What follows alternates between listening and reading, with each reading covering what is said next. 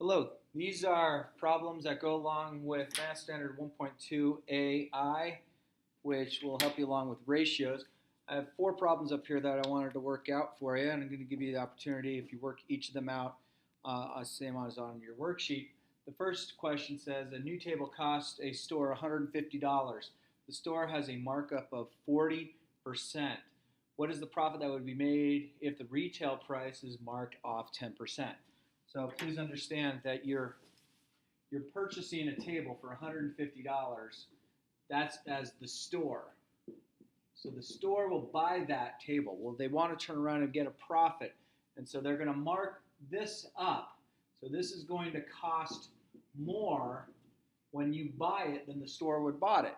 So the store is going to mark it up 40% more. So this will definitely cost more than $150. So let's figure out that first, and we'll be able to then go through and decipher a few more things. So what we want to do is we have to realize this price, the 150, is going to be marked up by a factor of 1.40. And where that came from is 100% of this value is 150.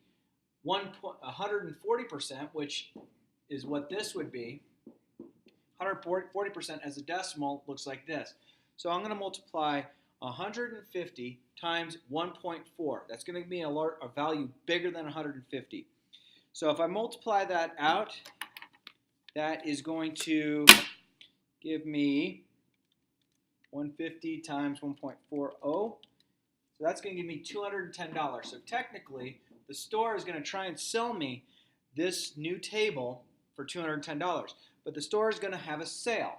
We're going to mark down this price. So this price now is going to be 10% less than what the store was going to sell it for. So there's a sale price. So the store will mark it up. So the store bought it for $150. They're going to try and sell it for $210. So if they're going to mark it down 10%, that means they're going to try and get 90% of the retail value. So I'm going to take 210 and I'm going to multiply it times 90%. And how I got 90% is, remember, 100% of the cost is 210. 100% of this cost is 150. But 90% of this is going to be a lesser value than 210. So I need to make 90% a decimal. So I'm going to have 210 times 0.9. And if I multiply my problem by 0.9, I'm going to realize that I'm going to be able to buy this particular table for $189. So what profit would be made if the retail price was marked off 10%? So remember, how much is the company buying the table for originally? That's the 150. How much are they going to sell the table for? 189 with the discount. 150 they bought it for, they sold it for $189. How much profit will they make? Well, subtract 189 minus 150. So this company made $39 profit on the table that we had purchased. The next problem that we're going to look at is a bus will drive 60 miles per day. This goes along with your worksheet. An additional route adds 30% more driving time. What would the new total amount of miles be added to the bus? So is the bus going to drive further than 60 miles in the day? And the answer is yes. So the bus is going to drive an extra 30%. So it's driving further than it did. So its old route was 60 miles. They're going to increase its route by 30%. Okay? So if we're going to increase the route by 30%, let's do the same thing we've done before. We're driving further. Remember, 100% of 60 is 60. Okay? So I'm going to take this 30%. I'm going to add 100% and 30%. And that's going to give me 130%. And as a decimal, remember that the decimal moves twice in, so that gives me 1.3. So I'm going to take 60 and I'm going to multiply it times 1.3. Let's make sure we're going to answer the question. So 60 times 1.3 comes out to 78 miles. Let's answer the question. What would the new total amount of miles be added to the trip be? We're adding 18 more miles to the trip, so it's now going to drive 78 miles with the new route that's on there. Next question. A recipe calls for 2 cups of sugar for a meal that feeds 8 people. How much sugar would need to be added to feed 15 people? So what we're doing is we have a certain recipe that we are making. Perhaps we're making a cake or something that originally will call for 2 cups of sugar for 8 servings. Okay, but this we want to get up to 15. So we now want to go through and figure this out. So I'm going to create this as a fraction over fraction.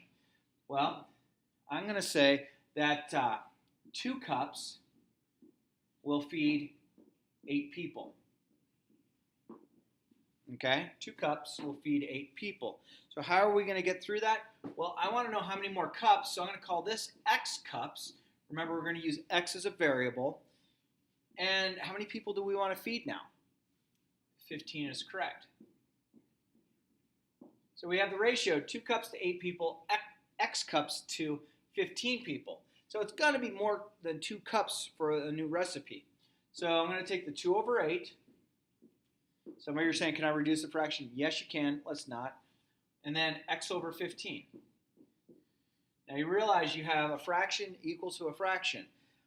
Some teachers will say that's going to be cross multiplication, which I'm totally fine with.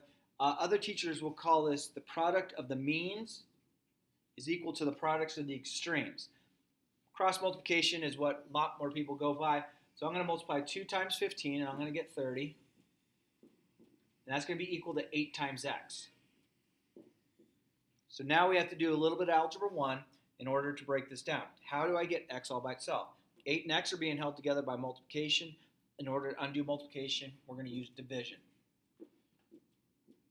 Okay? If I use division, I'm going to realize that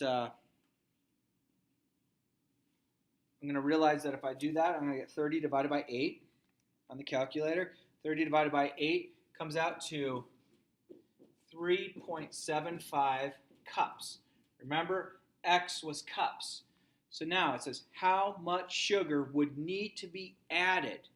How much sugar did we already add originally? 2 cups. We're going to take it up to 3.75 cups. How much sugar was added to get to this from here? So you could simply go, well, 3.75 minus 2. Remember, line up the decimals.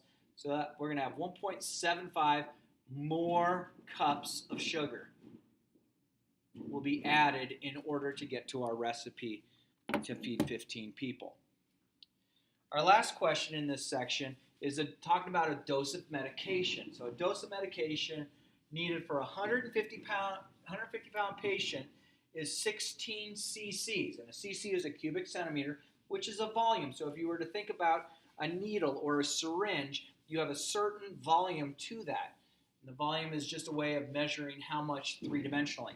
So a 150-pound patient needs 16 cc's. How many more cc's could be needed for a 170-pound man?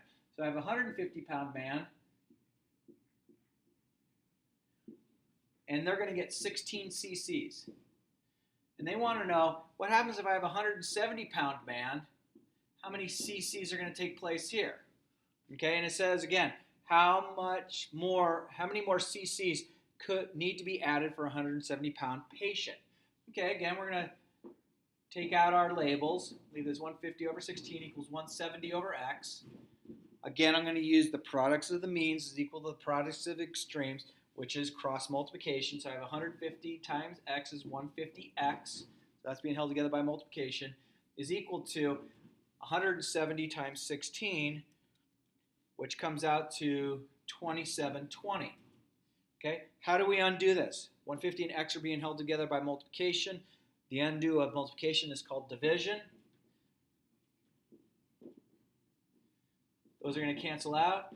So on the calculator, I need to figure what this is going to be. So I'm going to go 2720 divided by, so top divided by bottom on the calculator. So 2720 divided by 150 gives me 18.13, and the 3 repeats. So we'll just round this down and not necessarily have to worry about that.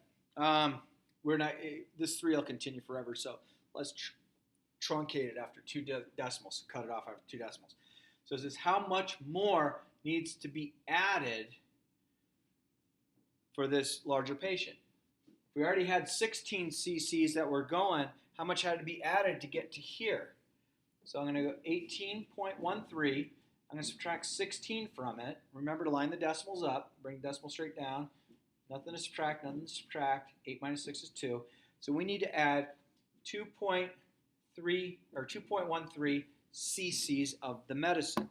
That concludes this section of the lesson.